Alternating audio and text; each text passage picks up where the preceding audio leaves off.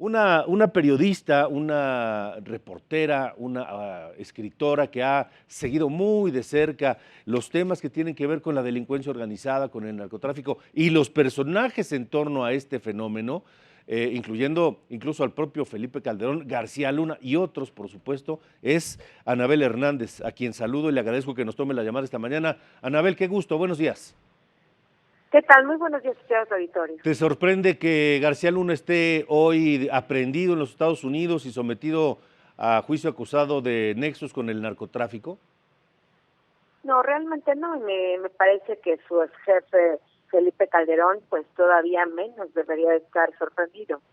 Yo, desde que inició el sexenio de Felipe Calderón en 2006, cuando lo nombró secretario de Seguridad Pública Federal a Genaro García Luna, yo empecé a hacer una investigación muy profunda sobre García Luna y su equipo más cercano, porque había claros señalamientos, incluso tuve acceso a cartas de secuestradores, donde afirmaban que él y muchos de sus grupo más cercano se dedicaban a proteger a bandas de secuestradores en México.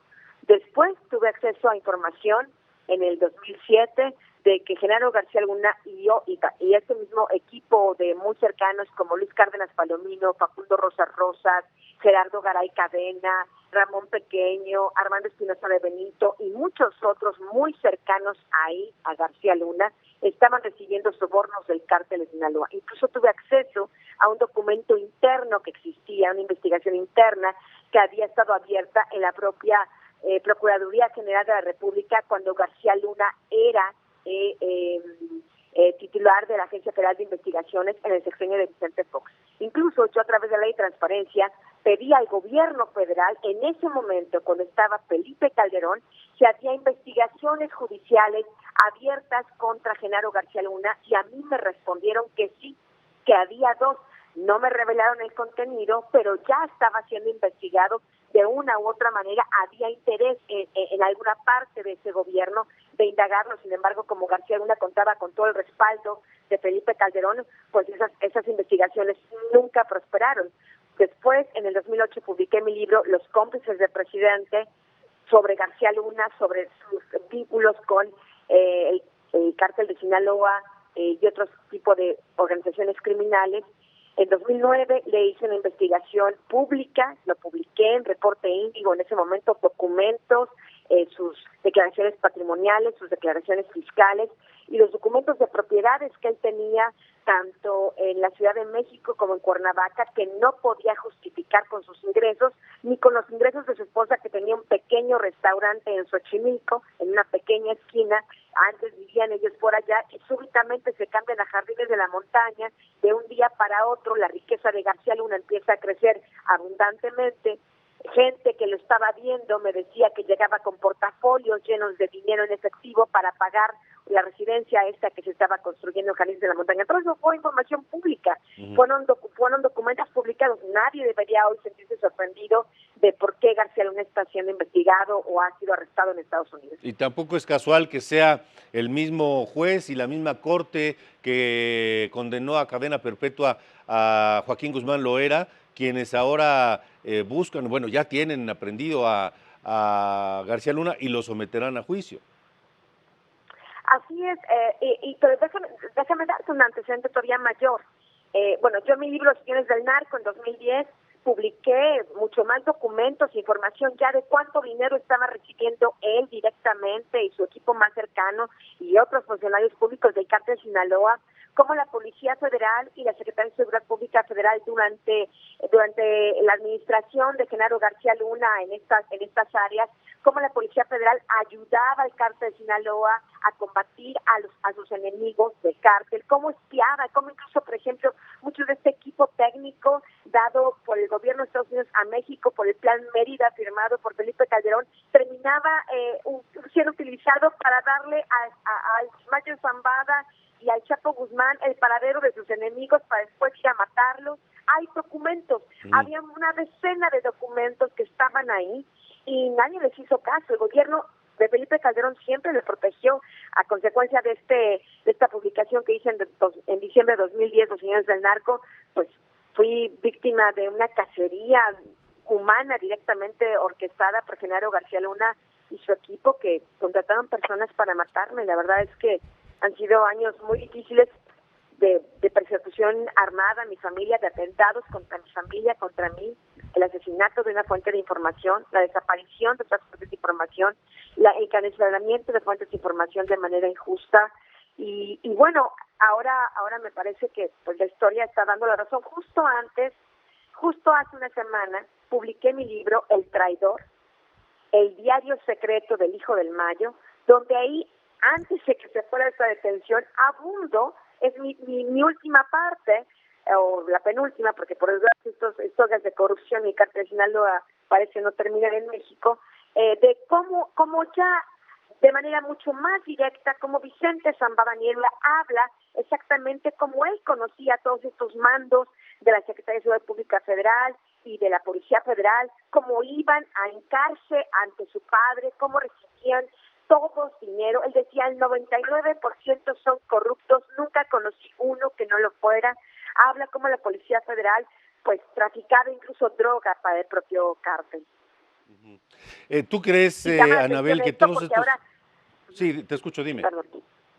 Perdón, llama la atención esta nueva información que yo explico en El Traidor, donde ya la Policía Federal no solo ayudaba, no solo recibía sobornos, sino también comenzó a traficar droga. Y me llama la atención esto porque es justamente estos cargos que tiene García Luna en Estados Unidos. García Luna no tiene cargos por ser corrupto, me refiero por haberse robado dinero público, o por haber solo protegido al cártel, o por haber recibido sobornos. Tiene 3 cargos de conspiración por tráfico de drogas, particularmente de cocaína, ahí de acuerdo al indictment, a la acusación criminal, pues cargos similares a los del Chapo Guzmán. ¿Tú crees, Anabel, que con todos estos elementos, más las declaraciones que se emitieron durante el juicio de Joaquín Guzmán Loera en Nueva York, tienen un caso sólido contra García Luna las autoridades estadounidenses? Yo lo que te puedo adelantar es que esta investigación contra Genaro García Luna, que finalmente derivó en esta aprehensión, lleva al menos 5 años. 5 años que diferentes instancias del gobierno americano, DEA, FBI, el ICE, estuvieron investigándolo, cercándolo, buscando sus cuentas bancarias, revisando sus propiedades, las propiedades que simulaba que no eran de él, que eran de otra persona, pero de la que él hacía usufructo, porque bueno, en México, por ejemplo, era así, algunas de las propiedades él los ponía a nombre de su esposa o a nombre de otras personas, pero de acuerdo a la ley en México, si una persona es la que paga impuestos, si una persona es la que está usando la propiedad, si una persona es la que se conduce como propietario, es que es propietario, aunque utilice diversos prestanombres.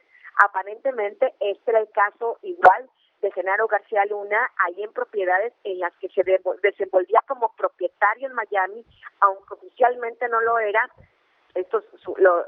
Nunca se pudo, los supuestos propietarios, hasta donde tengo entendido, no podían demostrar que realmente había un contrato de renta con Genaro García Luna. Así que son informaciones que estuvieron ahí. Yo tuve acceso a mucho de ellas y algunas cosas incluso no las publiqué, pues para no entorpecer este tipo de investigaciones judiciales que se estaban llevando a cabo. Ahora, extraña que en México las investigaciones hayan estado detenidas. García Luna tiene mucha información de mucha gente en México. Ese es el tema.